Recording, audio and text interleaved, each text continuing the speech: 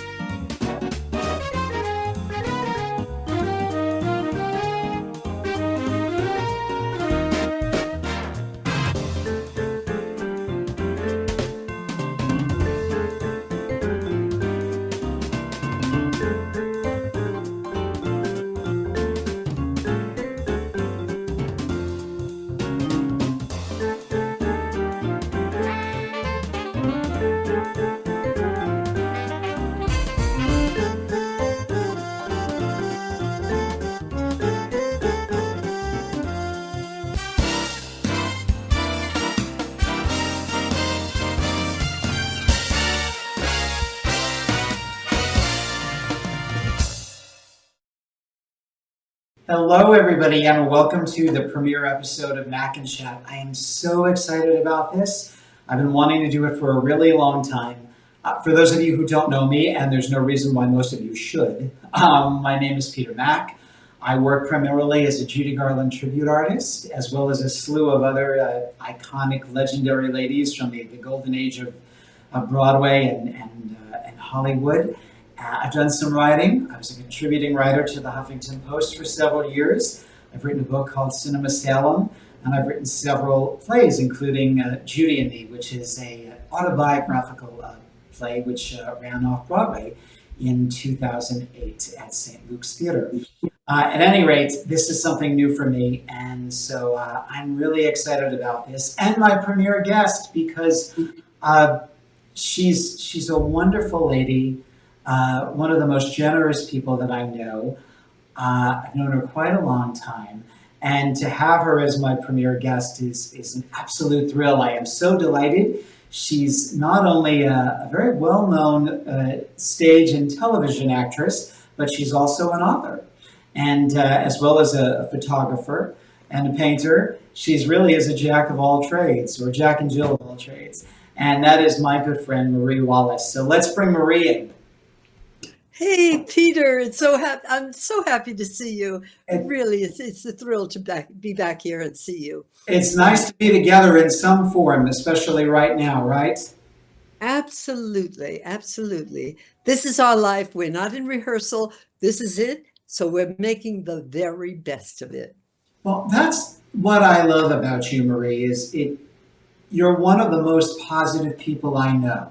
You may even say in your book, which we're going to get to in a minute, you do have a Pollyanna attitude. You can always take a negative and turn it into a positive. So that if anybody can get through this pandemic, it's Marie. You just have such a wonderful outlook on life. You always manage to see the bright side. Yes, speaking about Pollyanna, some people think that's an insult. And to me, if someone says, you're such a Pollyanna, I say, thank you. And they don't know why I'm saying that. But to me, life hits you with many, many things, good things, bad things. And we have to. I remember always my minister, many, many years ago, where I first started acting in the church, he said, we have to expect the best, but be prepared for the worst. And I think that's so good. You can't go around being, just cheery-eyed and all that and think, oh, everything's wonderful. No, you see what life is, and then you make the very, very best of it.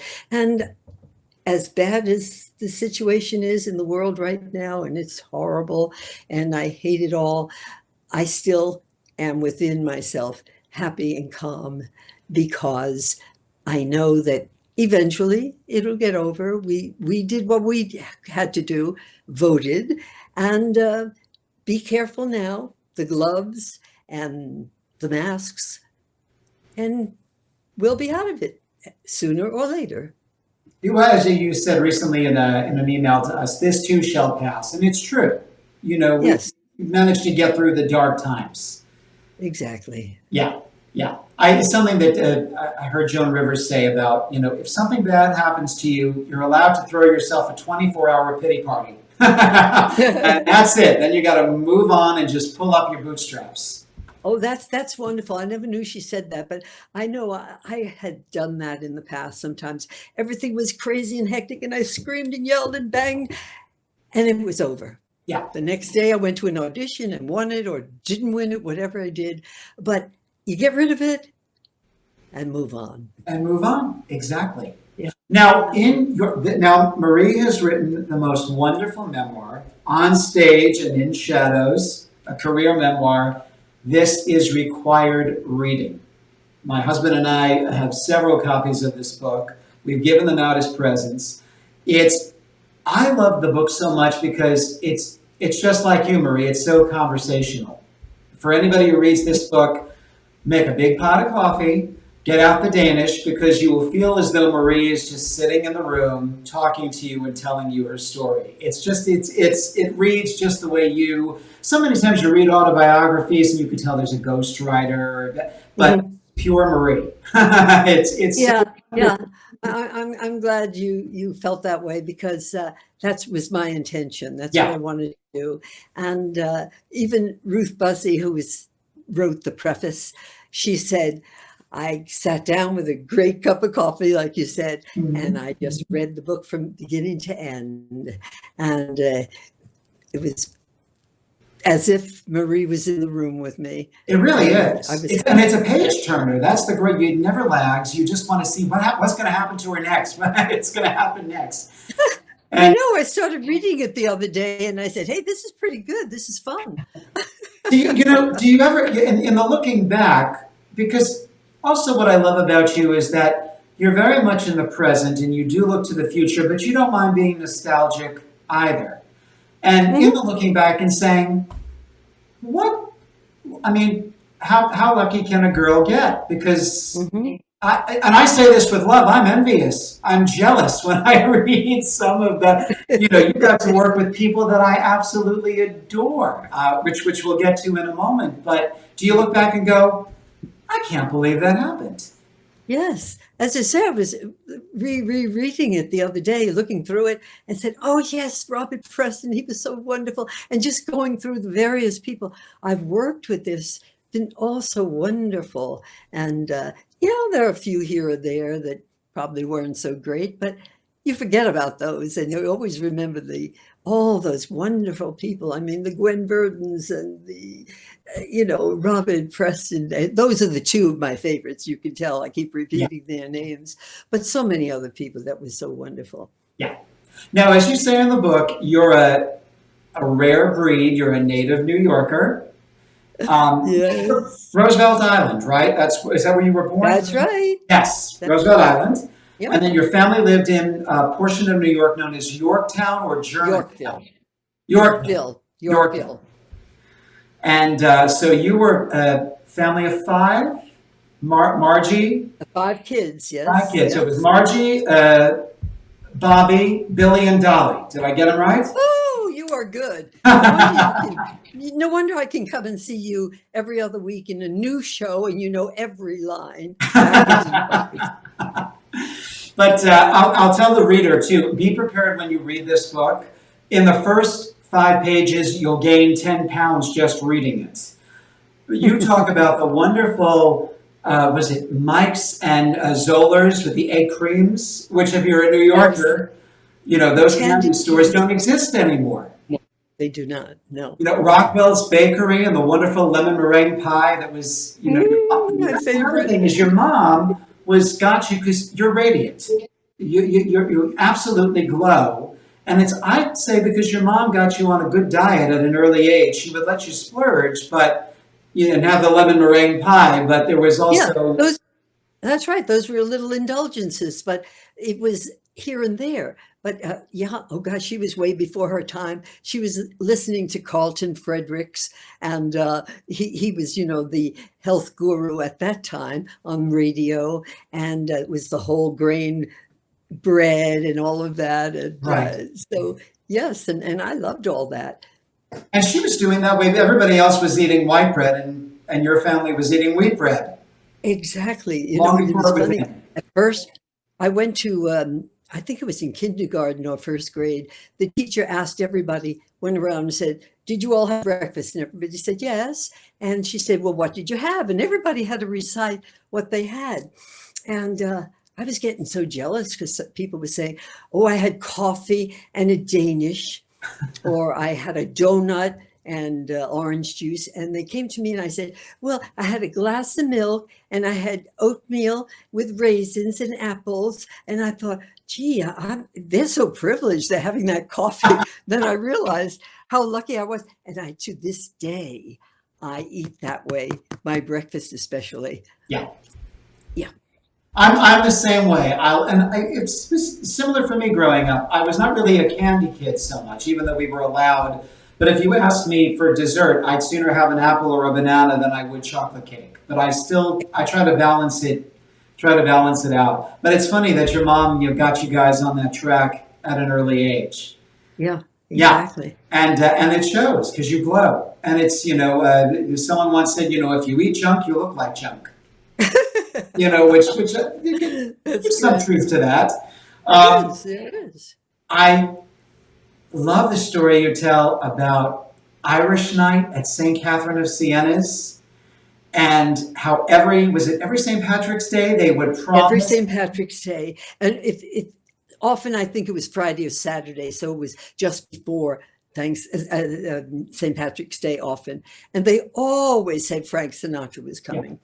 And that's how we sold the tickets, because they asked us to sell the chances and the tickets in the street, and Frank Sinatra's going to be here. And then on the night of, when we were sitting in there, they said, "We have a telegram from Frank Sinatra.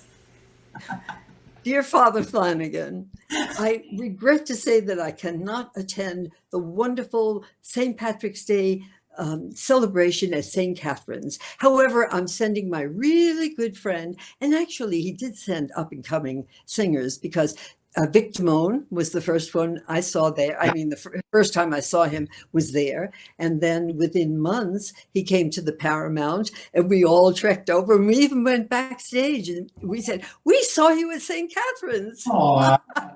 And Nat King Cole premiered Nature Boy. Was the first time you had. Oh, Nat King Cole, absolutely. Margaret O'Brien. One of my friends. One of my friends. And also Jimmy Durante. And there's another kind of a interesting twist there. I know, for me later in years. Well, it wasn't that late in years. It was during the time of Gypsy. Gypsy. The show Gypsy. And I did a gig with him on our day off. 4 of us from Gypsy. We went up to the Catskills and we danced with him. We did everything. He was the greatest. Again, generous. So wonderful.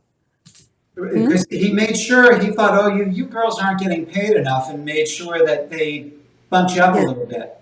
He was so generous. When he came into our room, first of all, he said, hey, you girls have a better dressing room than I do. It's really big. Can I come in here and change here? And he wasn't being a smart ass or anything like that. He really meant it, and he sat over in his corner. But then we got to know him through that day, and he asked us, well, how much are you girls getting paid? And I don't remember what it was, but we told him. He said, that's not enough. I'm going to give you $50 more.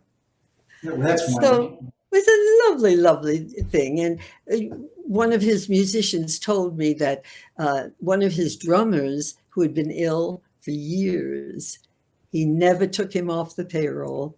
He just paid him every single week. I was watching an interview with Ethel Merman not too long ago, someone put on YouTube, and she said the same thing, that he was very generous, never above giving anybody a handout. He saw somebody on the street, he would always, that was just his nature.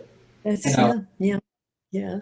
And those are the people that really do get remembered, I think, the most. Oh, yeah. The generous because ones. when you think of it, I saw him for that little short moment on stage as a little kid, and then as a young woman, worked with him for one day. Yeah. And I remember him better than some people I've known for years. Yeah. Yeah. Now, the inspiration for you, because I always like to ask, when did you get the acting bug? But part of it was Minister Sockham. Was that his name? Yes. Sockman. Yes. Sockman. Minister Sockham. Yeah, Sockman, Ralph Sockman. And we had a theater group, which I discovered when I was 13.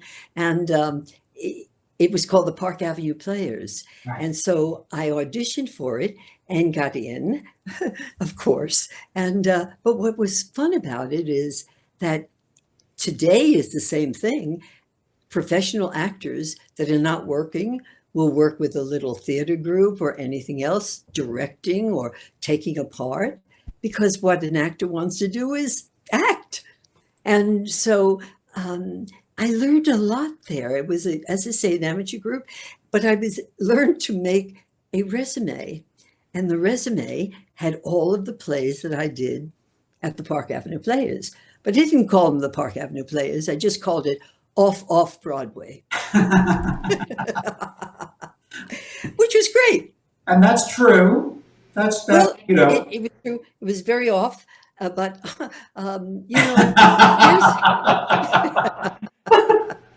here's the thing about show business. All the recommendations the mother, the uncle sending you in, or writing a phony resume may get you in the door.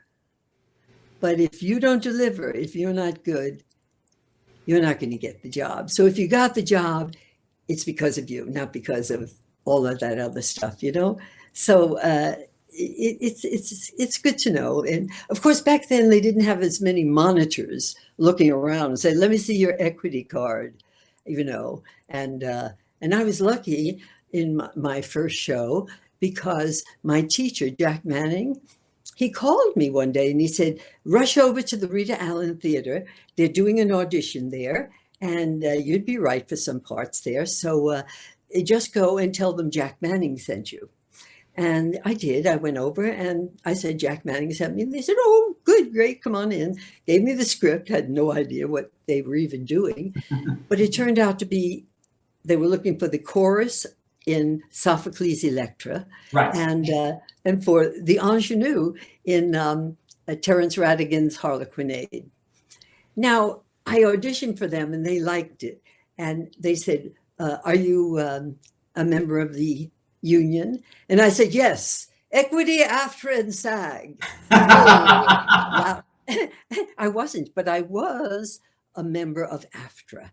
But if you say you're a member of something, they liked me. But if I said, "No, I don't belong to the Actors Union, I've never done anything equity," they might, "She has no experience, she may not be able to, handle this," and stuff like that. So while it didn't get you the job, it assured them that you were okay. Because you got your AFTRA card through Ed Begley Jr.'s uncle, Martin. Martin Begley. You did a showcase as Antigone? Yes, and actually, It wasn't exactly a showcase. It was, wait, I have to take a little more water. Oh, please. I'll join you, actually. It's just water, by the way. And so is mine in 2 cups.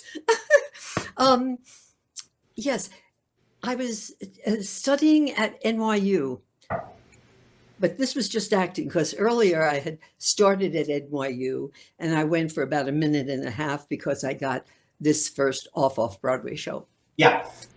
But anyway, we had this was like a workshop at NYU after I had done the one little show. And Martin Begley rather, was the casting director at CBS.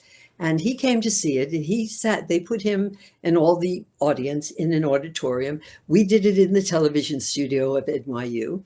And each of us was to do a 10-minute play that we'd rehearsed there. But an hour before we were to start, the teacher came over to me and said, Marie, the girl that was going to play Antigone, she's out, she's sick, she cannot do it. Could you do it? Now, mind you, it's just a 10-minute scene, but I still had my own little play to do. And I studied that part, the 10-minute part in Antigone, and I did it. And so Martin Begley, when he was giving a critique, he said he liked very much the actress who played Antigone. And the teacher said, well, I'd like you to know that she just took over that part, an hour before we went in. Yeah. And he said, well, then I double my enthusiasm. And of course, not long after that, he called me. And first, he said to me, do you belong to any of the unions? Now, here was a case. This must have been before the off-Broadway play. Yeah. In this case, I thought to myself, should I lie or should I tell the truth? Because after all, he's a television guy and a casting director. So I said, no, I don't belong, which I didn't at that point, And he said, good, because we're looking for an actress. We're looking for a troupe of 4 to work in our studios for the next year, to work with the executives who must learn how to use the cameras in case we have a strike. So I got a chance to work out, go to school basically and get paid, around this group. And the other actors were all professional actors already. And so I had 1 year of that. And it was so good. It made me so comfortable in front of the cameras because it was just every day we went there. We were there from like 9 to 4 in the afternoon and had a great time and learned so much. Also, something you say in your book was that you were always taught to be very, very straightforward, always to tell the truth. Got you into a little trouble when you thought you were doing the right thing in school when you went to the St. Patrick's Day parade. This is a great story. But, it used to make me so mad. Everyone in my neighborhood 80% of the kids took off for St. Patrick's Day and went to the parade. And every time that we went to class, the teachers would say, why were you absent yesterday?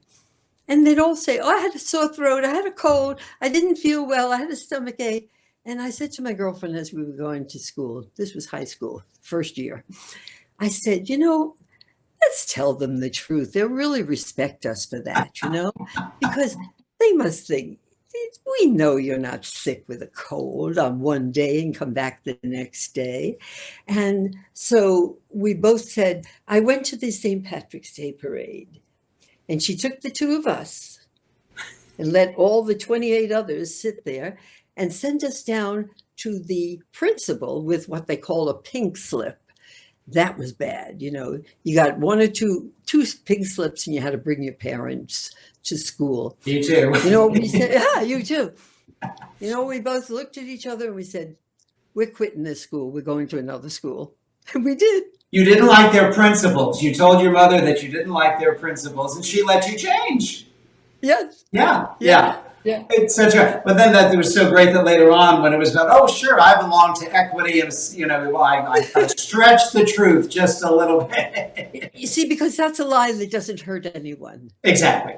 Exactly. And whereas the other one is, it's insulting. To me, it was insulting the teacher to say, oh, I had a cold. She has to know that you didn't. So she would at least admire your. Now, when I say one should be truthful, and I really mean it, Yes. I do not mean going backstage and seeing an actor and saying, that scene 2, that wasn't very good. I don't like what you did. No. Yeah. Even if you hate them, you go back and say, very nice, thank you. Thanks for inviting me. Bye. Yeah. And you just say something nice. Yeah. Because why? It won't change anything. It'll only make the girl or the boy or the actor, whatever, so uncomfortable. The next day it'll be worse. Yeah.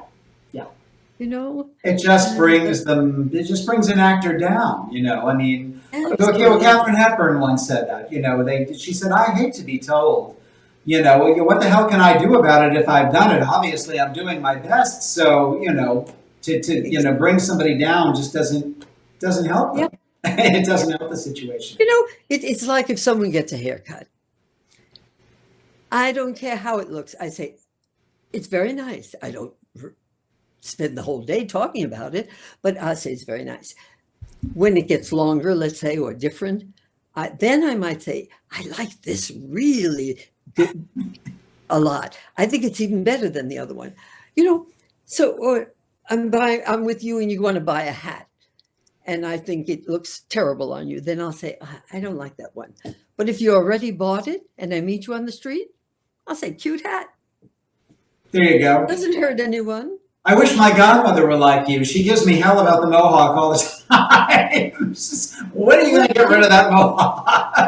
I know. The longer you live, I think, the more you learn, of course, and you learn that some of those kind of things just are hurtful.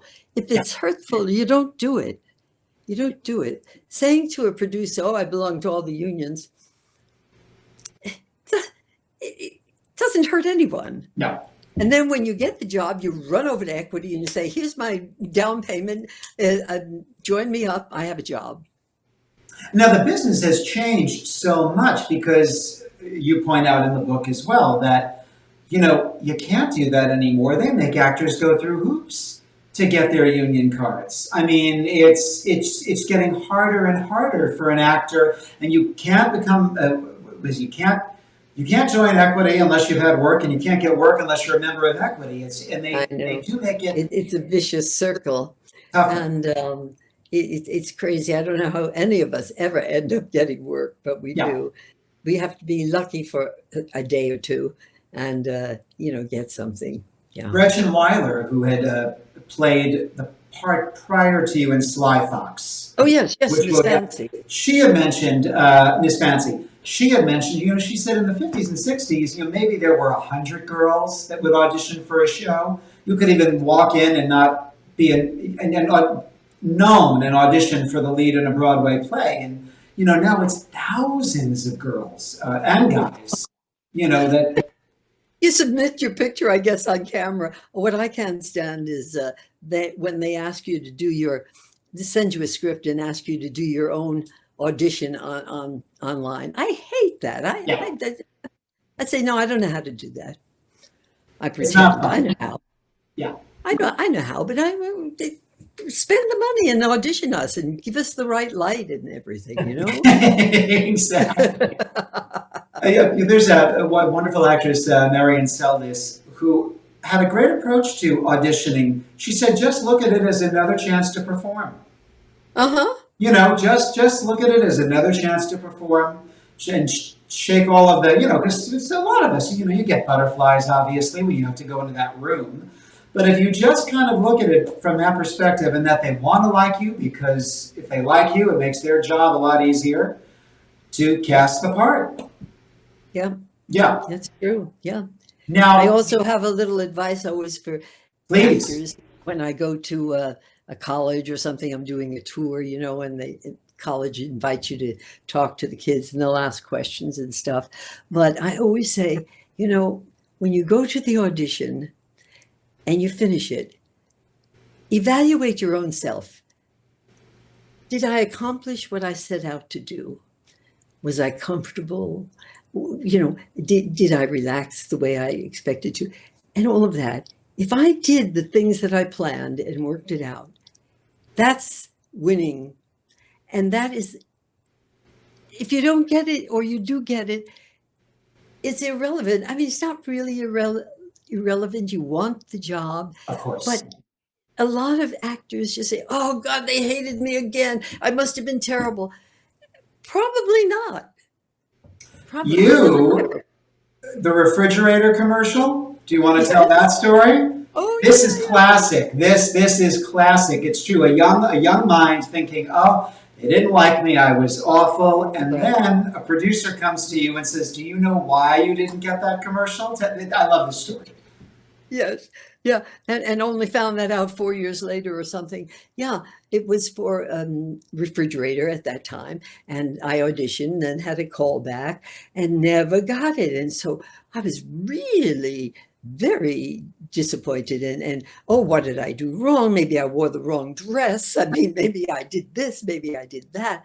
And 4 years later, I get a call from someone out of the blue because I didn't know that name, but his name was Edmund Anderson, and I knew after that. And he had been one of the clients or producers, whatever they are, on television commercials. And he said, 4 years ago, you auditioned for one of my, what do you call them? Jobs, whatever. And he said, do you know why you didn't get it?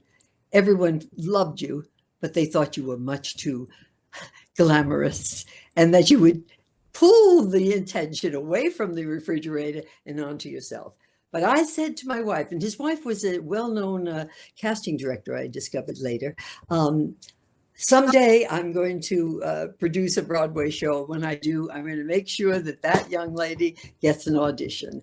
And sure enough, he remembered and he brought me in, and I was introduced to him, not knowing really who he was.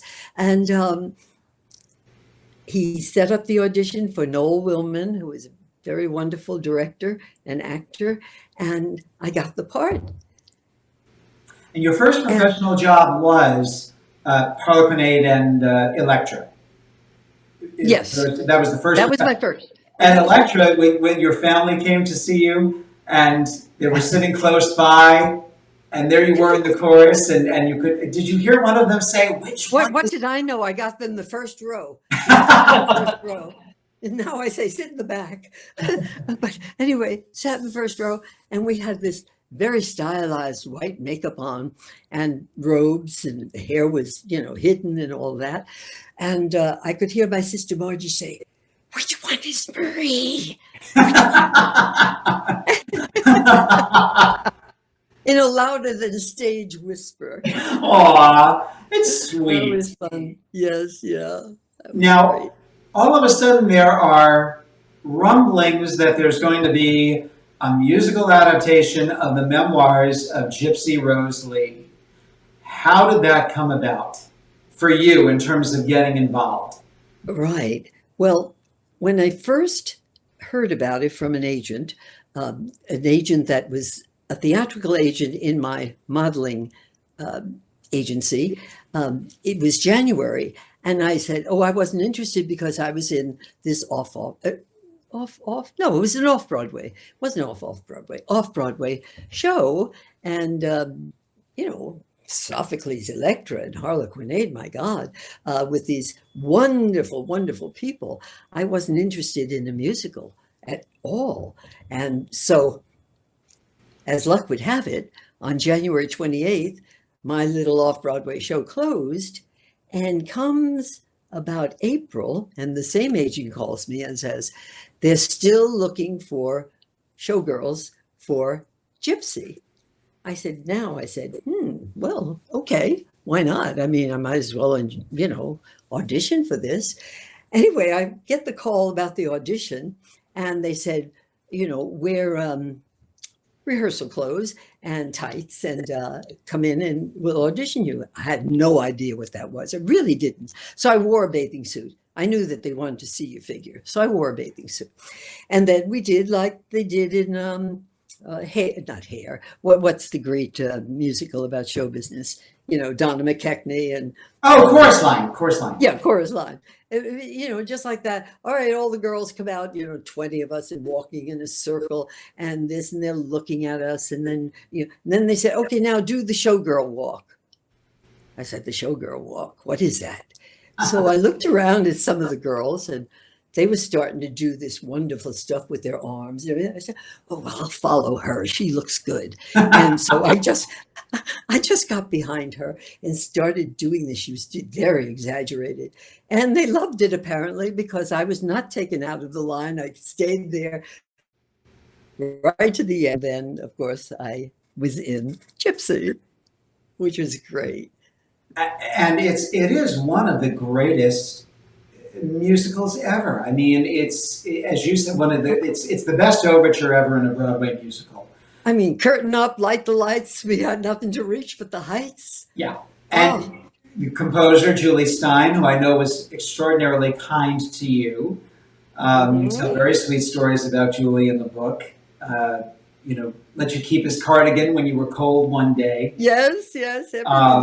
You know, what a nice, and even David Merrick, because you were part of a number, the Christmas tree number, which most people don't know because it was only in the original production that you were in. It's never been, to my knowledge, it's never ever been done since that. It hasn't. Some people have told me there's a Garden of Eden number that's like sort of replaced it, but it's nothing like, I mean, that tree went up to the heights of that theater and there were showgirls on every level, you know, dressed in Christmas balls and bells and reindeers in all the strategic places. Well, that's funny you say that because Marie had a co-star in that who we got to spend one wonderful night. You must remember, we went to Cafe des Artistes in Hollywood. It was Barbara London. Barbara London, yes. God rest her. What a funny, sweet lady. We had so much fun that night with Barbara. And we were talking about that. And you know, we had the Christmas balls and the jingle bell and a reindeer strategically placed. And without missing a beat, Barbara said, and you had to watch where they put the antlers. Well, you know, we were interviewed by John Ellis for the 50th anniversary of the Sondheim Review and the Christmas tree. And he talked with as many people as were around today as he could. And he got the most out of me and Barbara, and he called us the good cop and the bad cop. Because, you know, we're both so different, you know, and she's very earthy, you know, and so am I earthy, but I mean, you know, she's right there in the gutter if she wants to be. No censor. No, and I'm sort of, you know, a little more proper at times. And so it was a very funny and wonderful interview. Yeah, but I'm sorry they took that out, but they couldn't. It costs too much money. They've been, you know, they don't have. I thought I was writing 6. I wrote 6 showgirls. I think there were 7 of us. Yeah. And all we did was that number. Yeah. And that's why we were all able to paint so much and sell our paintings. Well, that was Faith Dane who played Mazeppa, right? Who also was very bawdy. She had wonderful way about her. But she got you guys. She brought in the paintbrushes, and you all followed suit, right? That's pretty much. She was a good artist. Yeah, very good. And so she told us, you know, what to get, and we got the canvases and the paint and all of that, and we all sat in this huge dressing room. You know, the small chorus kids and the big chorus kids, you know, and started painting. And before you know it, press agent had come up to our room and said, my God, what is this? And we told him, and we had 100 paintings. Wow. And he said, we've got to put on a show. And so they did in Junior's backyard, which was next door to our backstage entrance. And I put 6 of my paintings in it. And I sold 2 at the that particular art show that ran for a couple of weeks, I guess, and then it moved to, but I should say, Ethel Merman came to it, and we were making Actors Fund the beneficiary of anything that we sold. And so we did that, of course. And Ethel went around and looked at every painting in the place, and she picked two, and they were both mine. And I just was very happy about that. It had pictures in SAG magazine, I'm not SAG, Equity magazine about it. And only to find out years later, about 4 or 5 years later, I was at a restaurant and met her parents. And they told me Ethel had given them the paintings and they had it in their home and how much they enjoyed it. So that was very gratifying. You know, and they're probably still in existence, because I know there are two gentlemen who were very close to Ethel. Tony Quintaro, I believe is his name, and they're very close with Ethel's son, and they got most of Ethel's personal effects, and she saved everything. So I have a feeling those paintings are still around. Could be, or it was in her parents' home, so you never know what happens to things. Was she anyway? Yes. What was she? People just say she was electrifying. Maybe not as electrifying on stage. Maybe not as warm and fuzzy as a Robert Preston and a Gwen Verdon would have been off stage. She was a little more, nice, but Exactly. Yeah. She didn't really know us. Whereas Press and Gwen not only knew all of her fellow actors, but all the stagehands and their families and everyone else. It's just a different kind of thing. Ethel was, more removed from us.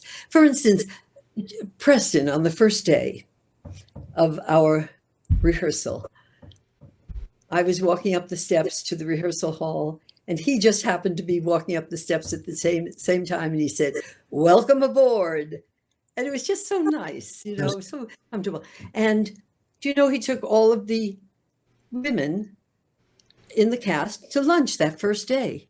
And I had slipped Connie Ford $20, I think, because what happened is we all went to the lunch, but we didn't expect Bob Press to pick up the check. So I slipped her a 20 and I said, I got to get to my agent because I didn't sign my contract yet. And he called me this morning and said, you really have to do that before you rehearse. So I left. And when I came back, he handed me the $20 back. And I said, but why? And she said, well, because Press took us all to lunch. And, he just got to know everybody. Christmas, Valentine's Day, the anniversary of something. He sent us all either roses or champagne. It's just the loveliest way. Yeah, he exuded a warmth, and it just seemed just a very genuine person. Yeah, very, very, as Gwen was, yeah. And now with Nobody Loves an Albatross, something monumental happened while you guys were in previews for that. Oh, Kennedy. Yeah, it was November 1963, right? Oh, wait a minute. Kennedy, was it Albatross, or we were rehearsing? I remember at the Lyceum. That was it. Yeah. Hey, I've got Lyceum. Yeah, the Lyceum. Yeah. And I remember my husband drove me first the killing, and then the what was his name that got shot? Terrible. Who was arrested, and Oswald, yeah. Harvey Oswald, yeah. I was just getting out of the car, and they announced that. I mean, it just kept getting worse and worse and worse, That was a terrible time. Yeah. But you say early on in your book, because it kind of became a pattern, that because when you were younger, you were the tallest, you always got to be the femme fatale. Yes. Yeah. Or the rich bitch, which I thought was the best. Yes, And really the more interesting parts. In fact, the only ingenue fun I ones. ever played, the only ingenue I ever played was in that professionally was in that first off-Broadway play, not in the chorus. I mean, nobody knew what age we were in the chorus, but in Radigan's Harlequinade, I played it's a cute play. It's all backstage during a theatrical company doing Romeo and Juliet. Yeah. And this is the whole cast. This is really cute. So I played the young girl there, but that was it. It was always from then on the other woman, even on the soaps. Even on the soaps. Yeah. Now, you did a show prior to all of, in between, called The Beauty Part, starring the iconic Bert Lahr, who, of course, everybody knows is the Cowardly Lion. What was Bert like? His son has been very honest about the fact that he kind of fit the stereotypical comedian, and he was never quite happy with his work. He had that kind of dark cloud hanging over. Very. Yeah. Yes, very, very, very.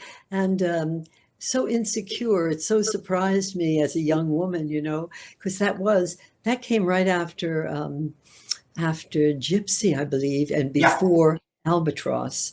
And we had such wonderful other actors in it. That was the time when you could write plays with many actors. Today, you do a straight play, they want 4 and 5 people to be in it. But I mean, we had Charlotte Rae, Yes, Alice Ghostley, David Doyle, Arnold Sobolov, wonderful, wonderful actors, you know. But Bert, I admired him the way I admired Ethel Merman. I could watch him because he came alive when he came on stage. Yeah. And I remember standing in the wings and waiting for him his dressing room was in the basement. And he was wearing heels as Hyacinth Beddoes Laffoon, I think was her name. She was an editor, and she had 6 flunkies around her in black suits, you know.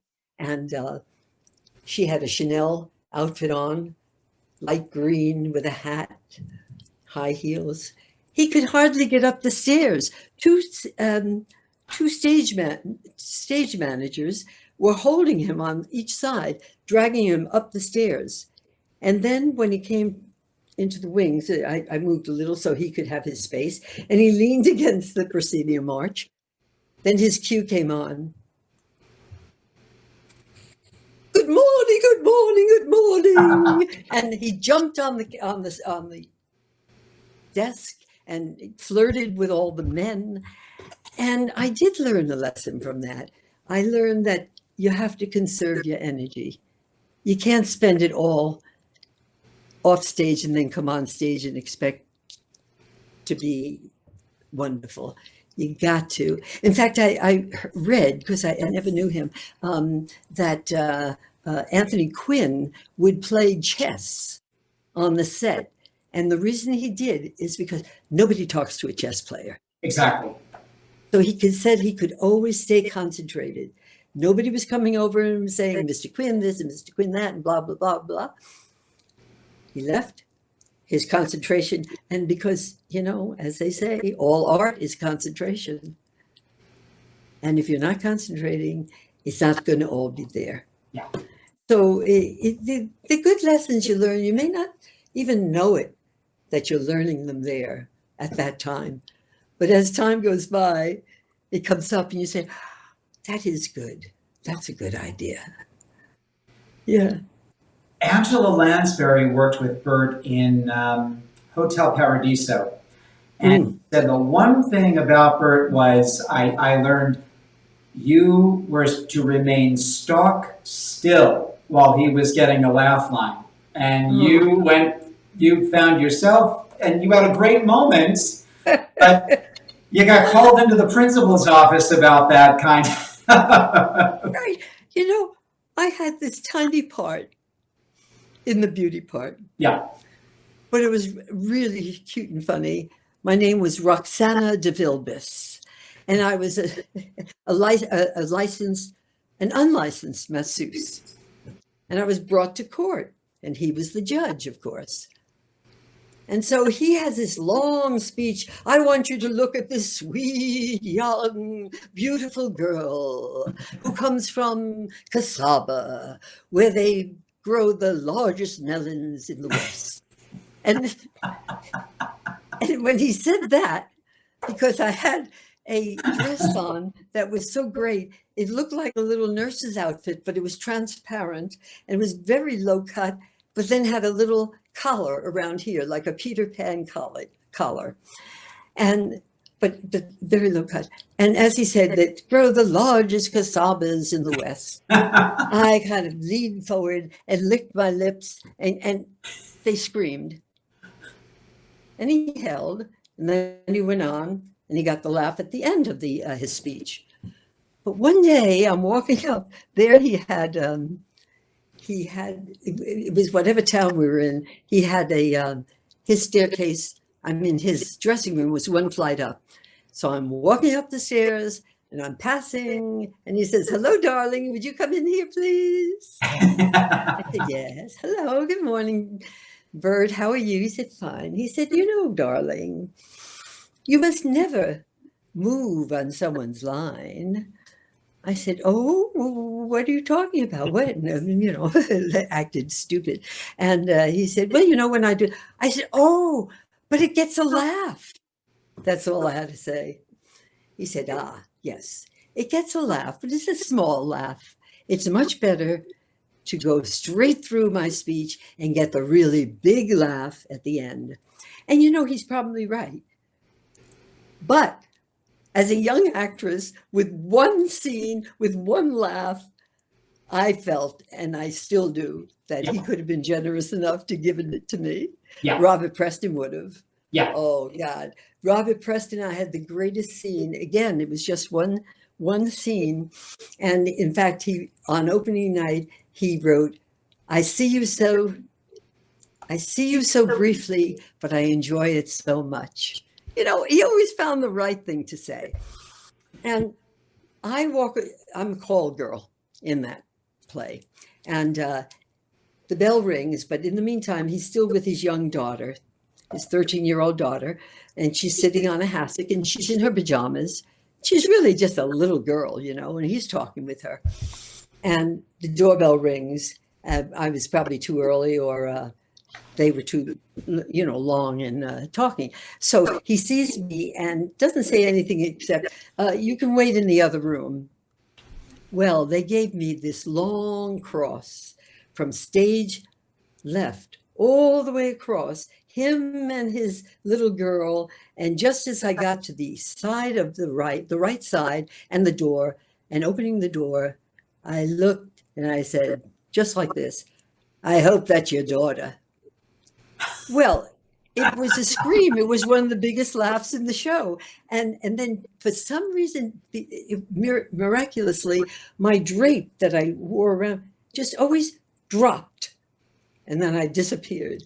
He held for everything that I did until the laugh was over, everything. He was very happy to share that moment. And I love that. Again, it's the generous performers. I've heard the same thing said about Rosalind Russell or Jackie Gleason, that no, let the other person get the laugh. It's not all just about me. Yes. I also love that someone wrote in a column, what was it? They overheard someone say, is that what a Hollywood call girl looks like? And the other guy said, only if they're lucky. But you got the part that they auditioned a lot of femme fatales, but you had the comic timing that they were looking for. Yeah, that's what the writer had said to me. He said, you know, we had more girls, more actresses audition for that part than for any other part in the play. Yeah. Now, every other part was even bigger, you know, than mine. He said, it took he said, because we had beautiful girls. He said, but they didn't have the comic timing. They didn't have that. And so it's wonderful to look good, but you still have to deliver on the acting. And you also say, too, that you learned one of the great things that I think a lot of young actors don't get.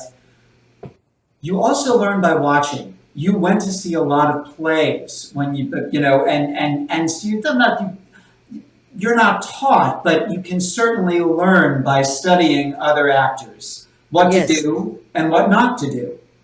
Yes, and I think also, I think I mentioned in the book that you learn from everyone, but some, the really great actors, simply inspire you. They inspire you. They're so good. You get lost in their performances, and you can't look and say, oh, she did that and she did that and that. It's just one big, wonderful thing. Yeah.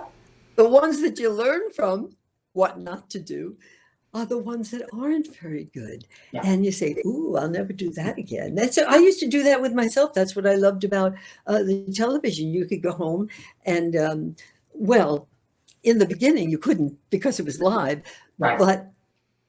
But then our shows were taped, but they were done like live shows, right?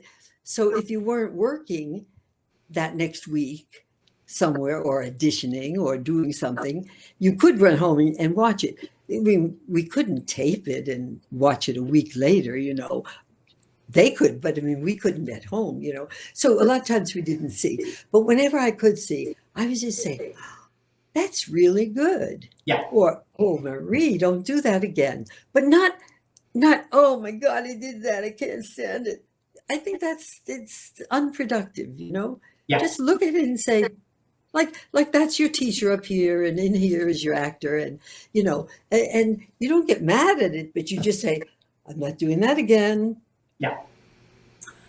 Like when I went from Dark Shadows into Somerset, and Dark Shadows was so dramatic, you could do anything. And in Somerset, although I had a wonderful character who was, I think, a cousin to India, a cousin to Eve, who was the most evil lady who ever lived. Yes. And so India Delaney, you can tell by her name, she wasn't a pour tea and give sympathy person. And however, you still couldn't jump out of a chair because you lost everything of a person. You couldn't go like that, which I'm doing, of course, which I shouldn't be doing, but that. But anyway, I saw myself jumping out of chairs and stuff instead of rising slowly, even though it was important and you had to find out what was going on. You had to make it look like it was important and fast, but you couldn't jump up because the camera would jump up like that and it would look terrible, Yeah. So moving from Bert, all of a sudden, happy coincidence, happy accident, an actress gets a part in a big Bob Fosse musical, and then decides either she doesn't want it, if she was either Miss Nevada or Miss something. And all of a sudden you're being called in to be in Sweet Charity with Gwen Verdon. Yes, it was really funny because that was another one they had called me earlier about, and I was doing something else, so I didn't do it. But then when my agent called, I said, but the play just opened a couple of weeks ago. And she's leaving, Sharon K. Ritchie. I think she was a Miss America. She was beautiful. Yeah. And but whatever happened, I don't know. I didn't ask, and she didn't tell. But so that was very nice. So I feel like I was there from the beginning, even though I missed the rehearsals, which is the fun part, as you know. Yeah. It's playing is even more fun, but rehearsing and finding out, discovering things is also very good. But I made lasting friends in that, and it was a lovely experience. Well, and what a warm, again, I've never heard a bad thing about Gwen Verdon. Everyone says just what a generous, lovely lady she was. Yep. There's a great story in the book, we're not going to, about a costume. Marie was in desperate need of a costume because the one she had, was it Irene Sharif? Was that the costume? Yes, Irene Sharif. Irene Sharif. Was a top Broadway designer and beautiful. costumes that she made. But I had two costumes. One was a long gown. It was gorgeous with a big fur coat over it that was sleeveless. It's wonderful. But the second one was just a silk dress. And I say just, it was not spectacular. The materials were gorgeous, but it was like a round neck, but neither too low or too high. It was just sort of in between. It had cap sleeves instead of long sleeves or no sleeves, and it had gathers rather than a flow. After a year, silk, wearing it every day, wears out. And it was really looking grimy. So they said, we need a new costume for Marie. But they weren't about to, I guess, make a new one. But they said, well, we could go out and buy a new one. So I went out with the stage manager, and we looked at all these inexpensive dresses. And I said, no, no, no, no, no, no, no to every one of them. And so that night, Gwen Verdon said to me, how'd you do with the shopping? I said, oh, they were terrible. Everything was so cheap, and it was not good. She said to me, why don't you make one? And the reason she said it is because Ruth, Buzzi, and I had started sewing, because we had a lot of time off stage, backstage, and we got our sewing machines back there, and we would always show Gwen our work, and she liked mine very much because Gwen liked things cut on the bias. They really flow very beautifully, and I made a number of dresses like that, and we showed her them. And so she said, we'll help you. The dresser, the head dresser would help you, and we'll get the materials, whatever materials you want, and pay for it, and we'll pay you $100. I said, that sounds wonderful, but I don't want any money for that. So I went to the stage manager, and he said, Gwen is one of the stockholders in this show. Take the money. I said, okay. And the beauty part, as they say, the beauty part of this is that when it was done in London, according to all the stories I've heard, they copied my design rather than Irene Sheriff's. And mine was great. Do you remember the little spaghetti straps? Looked like almost a slip. Then it was two layers. One was probably rayon, and the top of it was lace. And it was just, Empire went here. It was short, but it was like, oh, it's so. I think I may have put it in my book, but if I didn't, I've had it on Facebook. There's the picture of you and Gwen. Is that the one? The picture of you and Gwen together? Is that the dress? No, with Gwen is the long gown. Yeah. And I love that. That was my first. Sweet Charity was my first high school musical, and I was in that scene. I played Manfred. I was Vittorio Vitale's butler.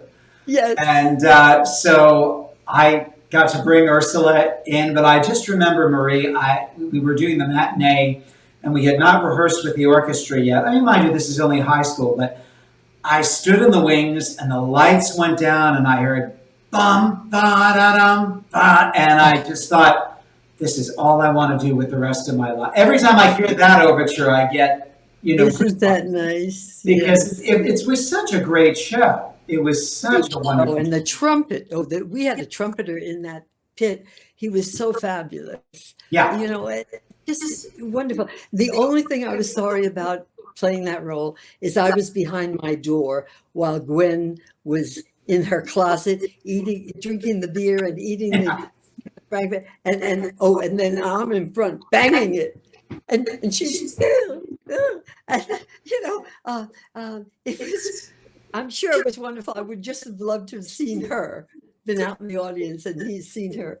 They've said about Gwen, and just from watching her, because we don't have too much of her on film, which is sad, but just that she really was, she almost had a Charlie Chaplin comedy. Absolutely. Yeah. Yeah, and Giulietta Mazzini. Yeah, sure. Giulietta, yeah. Which Knights of Cabiria is taken, Sweet Charity is taken from that. She has the same thing, the same quality, don't you think? Yes. And so, no, Gwen was perfect. There have been other wonderful people that played it, but there's a quality about Gwen that is magical. Yeah. Now, Sweet Charity closes.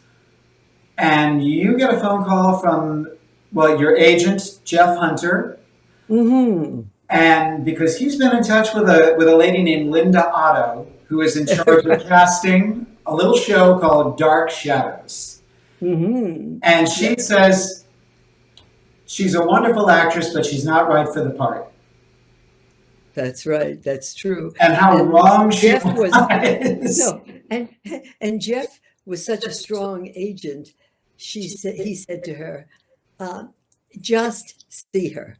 And so I went and saw her, and she said to me, Marie, you're wonderful, but you're really not what they're looking for.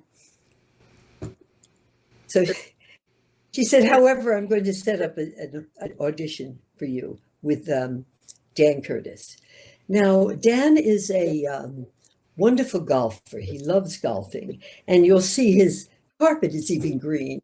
And you're so wrong for this part that probably he'll be putting in the room while he talks to you or watches us.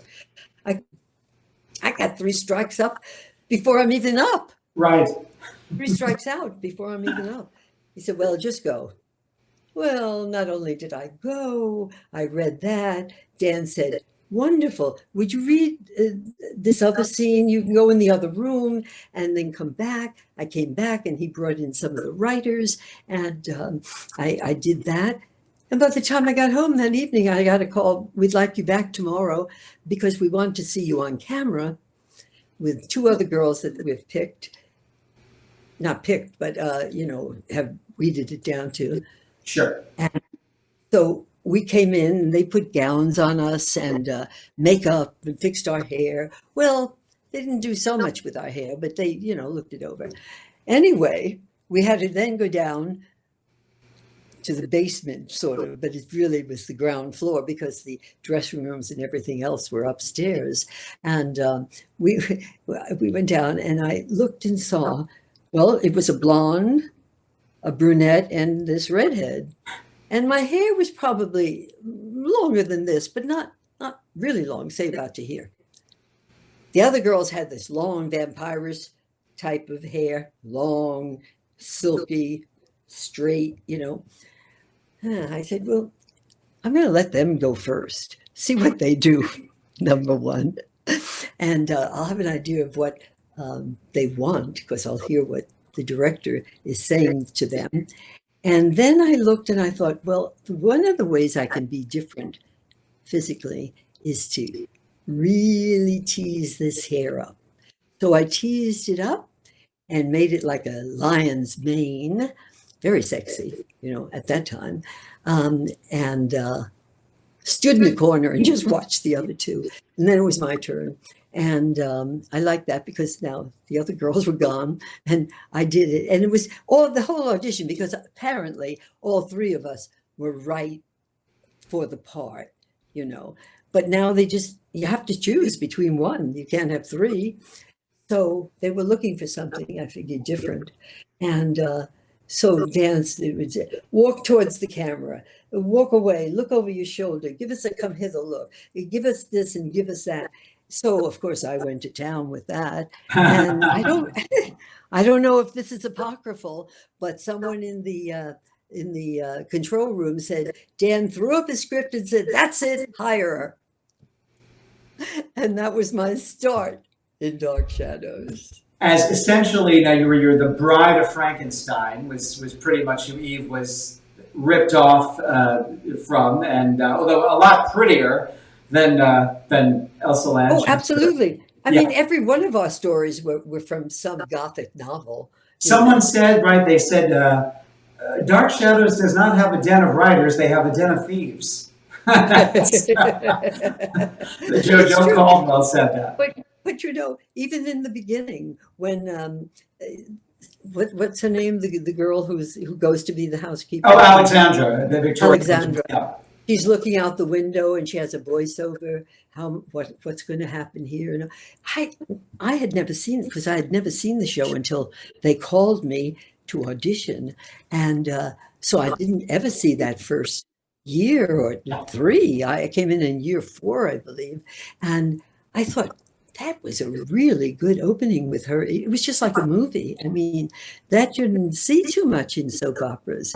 And then all the wonderful actors, all stage actors, you know. In fact, I used to think I'll never get a job in a soap because I'm kind of overly dramatic and it suits the stage better. And it's true in terms of, you know, the very simple watch through the keyhole kind of soaps that they did. But luckily they write occasionally and more often now, or as the years went by, you know, wild characters and great evil characters. You know, and so Dark Shadows didn't need those kind of actors. They needed somebody who could be dramatic, who didn't fade into the woodwork, you know? It had a And wonderful theatric, and I think that's, you know, it's funny. It also, I feel the show gets picked on way too much. I know I've acquaintances that will lambaste it for the, you know, the shet, pardon me, the set shaking, or what, you know, you try putting on a half an hour show where you're learning a new script every night. I believe sometimes they would give you guys cuts, you know, 20 minutes to airtime and say, we've got to cut page 5 to the middle of page 6. And you're being told you're not allowed to stop because it's too expensive to stop and edit. So it was a real baptism of fire to do something like that. I think it took nerves of steel for all of you. yeah, it's true. And I don't mind any of I think it's funny when people criticize something from 50 years ago. But I think half of the charm is the innocence of Dark Shadows. And every time they've tried to do it again, and with wonderful actors, I mean, Ben Cross, wasn't that his name? Ben Cross he was good. He was very good. Fabulous actor. Yeah. But his character, his eyes would roll because they had more technical things. He'd do this primordial scream. And in the first show, which they did as an hour or 2 hours, I've forgotten, he killed 3 women. Yeah. I mean, Barnabas never killed anyone, or maybe one person. I mean, you know, More you got violent. bitten and then you wore scarves around your neck for a while. That's right, because Barnabas didn't get to you. Got me. Because you started out as the Bride of Frankenstein, then you were Crazy Jenny in 1897, the shunned wife of Quentin Collins. And He ran away with that blonde. David Selby? How wonderful is David Selby? He's great. Yeah. And, you know, you see him today, he's especially I mean, he's a great actor, but I mean, as a person, he's just as nice as can be, you know, and just like he was when he was 20. I mean, he's just so nice. And he's a pleasure. Any special memories of Jonathan Frid? I'm wearing my Barnabas ring, so everyone's going to want to know. Just for you. I'll tell you, my precious memories of Jonathan are really from the time he directed me in The Lion in Winter. Sure. Because that's when I lived with him for 7 weeks, I think, at the mansion, the governor's mansion in Milledgeville, Georgia. And, you know, Milledgeville was the capital of Georgia until the Civil War. And so that mansion is still there right across from Georgia College. And it's used as a museum now for the first 2 floors, but above is the president's quarters, the president of Georgia College, and a full apartment with several bedrooms and living room and kitchen for guests that come to the college. So we would get, and so we rehearsed with the kids at night. It was because it was a college production, and I played Eleanor in The Lion in Winter, and he directed it. And so we had a lot of time during the day or after rehearsals, and we went to dinner. And David Moore's wonderful parents were so helpful to us, and his father lent his car to us with Jonathan driving. The car was a Lincoln townhouse or town car, whatever you call those beautiful cars. And I think it had about 100 miles on it when he lent it to us. And for the entire time we were there, we had this beautiful car, the mansion. And so I got really to know Jonathan then. And then I also see, just before that and after that, of course, I got to know Jonathan very much through his one-man show. Not during Dark Shadows. Dark Shadows, I did my job, left, met my husband, and we went off to the next thing, you know? Yeah. And loved it and everything, but never went out with the cast or anything, you know?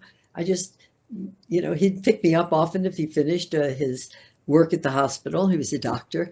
Yes. And we'd go and have dinner, or we'd go whatever we did, you know, together. Just go home and I'd study a script and he'd read or something, you know? And I was very delighted that I had that chance to be with Jonathan. You were aware certainly of the phenomenon at the show, because I know at the time, because the kids at the stage door, they said it was just pandemonium sometimes, that there would always be a crowd. Yes. And the show was a bona fide hit by the time you came on. Does it astound you now? I mean, it dawned on me earlier today, prepping for this, April of 2021, the show it's 50 years since the cancellation, and yet it's never been forgotten. It's now running on Pluto TV and Tubi TV and Amazon, and it's fresh-faced little kids are finding it for the first time and becoming fans. Does it astound you? And also, there are some television stars who get in a series like that, and if you mention it to them, they grimace, they don't want to know about it. Greer Garson once said, after she did Mrs. Miniver, for about 2 or 3 years, she would hear, oh, Mrs. Miniver, and she said, it kind of got on my nerves. And she said, then I thought, wait a minute, what a blessing. Most actors get to do wonderful things, but to be recognized for something that is so beloved, you have to embrace it. And that seems, that's you in spades, I think. Absolutely. I mean, when Dark Shadows was over for me, I went on to the next soap opera, went on and came to California, went to California and worked out there for a while, and then back to New York, and kind of forgot about it in a sense. But then the conventions started to happen, and they got bigger and bigger and bigger. And we have fans that were there at the not at the box office, at the backstage. I still get cards from them, birthday greeting cards. Wonderful, wonderful people that have followed us. And then all the new ones, the babies, the young people that keep coming in, loving it. I mean, 18 years old, and they're loving Dark Shadows, and they recognize me from one of the shows that they watched. Yeah. So, of course, it's wonderful. I think it's great. Now, I know at the reunion, we watched the reunion, which was lovely, the Halloween reunion. Yeah.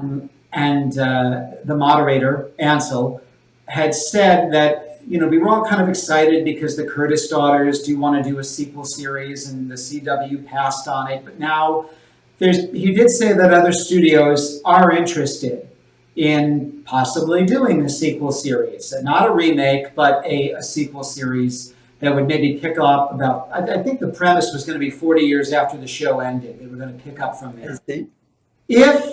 If that were to happen, and if they were to approach you and say, would you be interested in doing an episode or even being a recurring character, is it something you would consider, do you think? Well, my answer to you is an answer that I heard once from a lawyer who said, I never give an answer to a hypothetical question. Very good. Let him ask me first. Okay, and we'll keep our fingers crossed, because we'd all love to see you do it if they did it, you know. Now, we have a couple of questions that were submitted by some fans of yours. Oh, great. And friends of mine. Let me see what we got here. I think you know this lady, actually, because she went to the festival this year. She's a good friend of mine, Anna Schock. Oh, sure. Yeah. Of course. Outside of Dark Shadows, Marie, what was your favorite? I'm assuming Dark Shadows is maybe one of your favorite jobs, obviously, because of all of the continuation of it. Yes. But outside of DS, if you had to pick, what would be one that you say that was really one of my favorites? Stage or screen? So, I know that's always such a tough question because I always remember that every show that I'm ever in, I think, this is the best, Yeah. and it's sort of like my living room. I change the furniture, not buy new furniture, but move it all around about every 6 months. Mhm. And every single time I've moved it, I've said, why didn't I think of this configuration before? It's wonderful.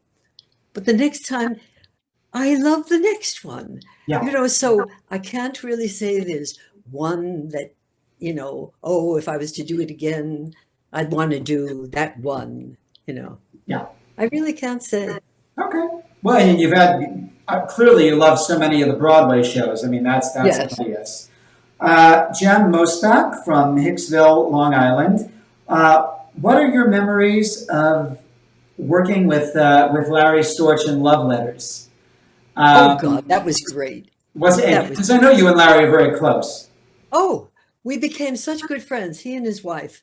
And again, they were the most generous people, most generous. It was summer stock. Everyone in summer stock at that time was getting $100. Yeah. That was it. And I was that summer the leading lady for all the plays, and you get $100 a week. That's fine. That's what we did, and we loved it. I mean, it's a wonderful experience. And again, when we all went out one night, and it was just 4 of us in the cast, Larry, or is it 3? No, just 3. I always think of his wife as being part of the cast because, it was Larry, for me, and his daughter, and then Norma, his wife, of course, was not in it, but it was in New Hampshire, but we were all 3 of us came from California at that time. And we would get together in California and read through the script and everything, and his wife, Norma, would be our stage manager. She'd be everything. She'd give us lines and stuff. And so anyway, so when we all went up to New Hampshire, I went first because I was there for the whole summer. And then they arrived.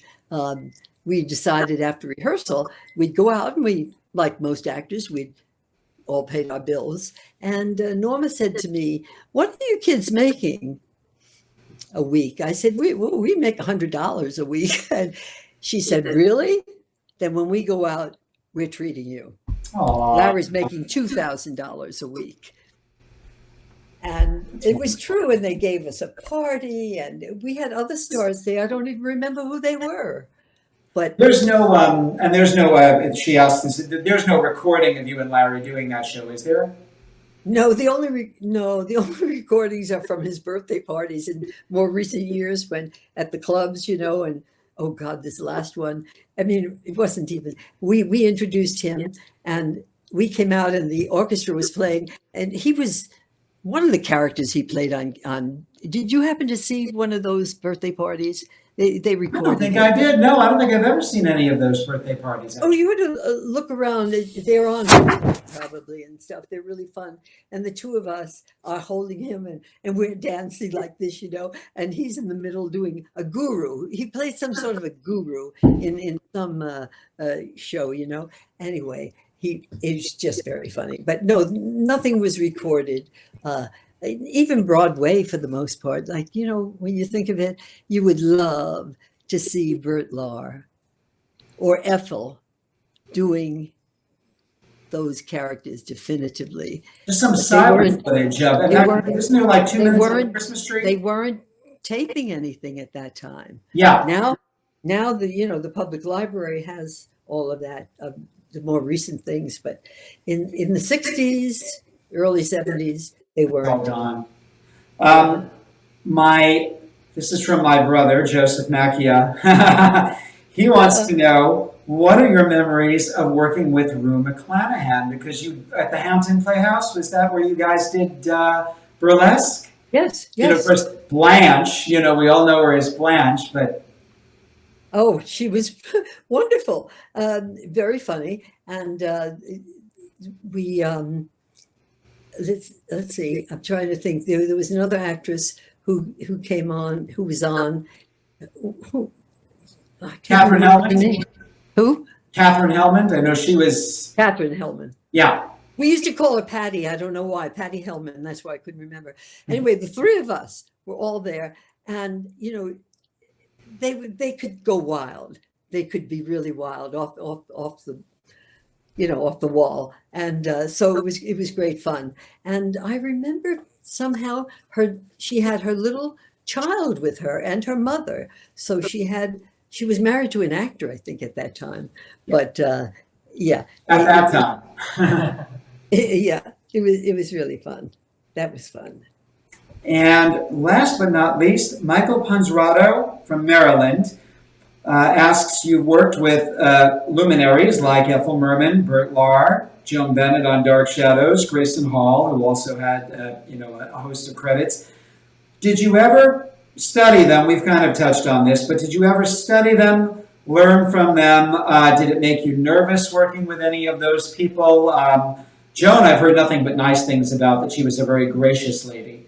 Wonderful, wonderful. And in fact, right in the beginning of working on Dark Shadows, we spoke, whatever we said, and I was going to be working the next day, and she was not going to be on, and she said, "You can use my dressing room tomorrow. I don't have I don't have a part in it tomorrow," and because you see, someone like Joan Bennett or Jonathan or Catherine, they had their own dressing rooms because they worked almost every day. But I was really a guest star, so to speak, So I didn't really, so I had to use different, but I thought, wow, that's so sweet, And so many stars would just lock their door and say, no, nobody else can come in here except for me, So she was very, very, very sweet. Well, the time has flown by. I mean, always talking to you. It's like when we have dinner together, it's hours go by, and I know it. I know. And, my husband wants to ask a question. Hey. Okay. Everybody say hello to my husband, John Mack. So my question actually is, we miss him so much. What's one of your fondest memories of Craig Hamrick? Oh, Craig, yes, such a dear man. Well, Craig and Michael Carroll, Craig Hamrick and Michael Carroll were my editors on my book. And so we spent a lot of time together. And of course, Craig was such a wonder on the sofa, on the computer. He created my website, which I no longer have, but I mean, at the time, and everything that he did and touched was so wonderful. Even when he got sick, I think he wrote 8 more books after he got sick. Somebody else He never stopped. He never stopped. It was a lovely, lovely young man, and it was really sad. And Michael and I often speak about him, and Michael always says, I miss him every single day of my life. He was a good guy. Craig was a good guy. He wrote, for you guys out there, he wrote a book called Barnabas and Company. Yes. Which is about Dark Shadows, and there was a follow-up version that he had started before he passed away, and that was completed by R.J. Jamieson. It's a wonderful book. I know Marie is in it. Marie, thank you so much for being my premier guest. We've been talking about doing this for 2 years. Yes. First time was at Cafe Lalo around the corner. Yes. We had brunch together and then we were planning the Halloween event that we did with Donna, and we talked about doing it then, and I still hoped we would be able to do it in person in the same room, but at least this has given us a reason to finally do it. So it just means a lot to me that you said yes and that you were our guest star #1. Well, I think you're a marvel, Peter. It's really a pleasure to be here. And you and John think of, no matter what happens in your life, you come up with something to replace it that turns out often to be even better than what you may have lost. And it's a wonderful quality. And I wish you loads of luck and love and blessings forever. Well, thank you for always being there and being in the front row. You always come to see the shows, JUDY, Golden Girls. You're, Love it. Yeah, I well, love it. and it means a lot to us to have that kind of support. It means an absolute the world to us. So now we want to tell people you can get On Stage and In Shadows, a career memoir, through Amazon.com. That's one way they can get it. That's correct. Now And on then, Facebook, how can yes, they? on Facebook, and all they have to do is go to On Stage and In Shadows, and it gives the address, and they get a wonderful couple of pictures, and I autograph them, and personal letter to each person that sends for it. So it's a nice way of doing it. But the others are very Amazon and Barnes and Noble, I believe. Yes. So go through that, or if you get the personalized version, it does make it a bit. It's nice. It's a great Yeah. Christmas gift. It's a great Christmas gift. It's yeah. a good any gift. But thank you. Thank you so much. I really appreciate it, Marie. Have a happy holiday. Thank you, and you too. We love you. We're so close, but we won't see each other now, but we'll be in touch. And The next and time know we'll that do you're it in around. person. Yes. Yes. Okay. Wonderful. Love you. Thank you. Love you. Bye-bye. Bye, Marie.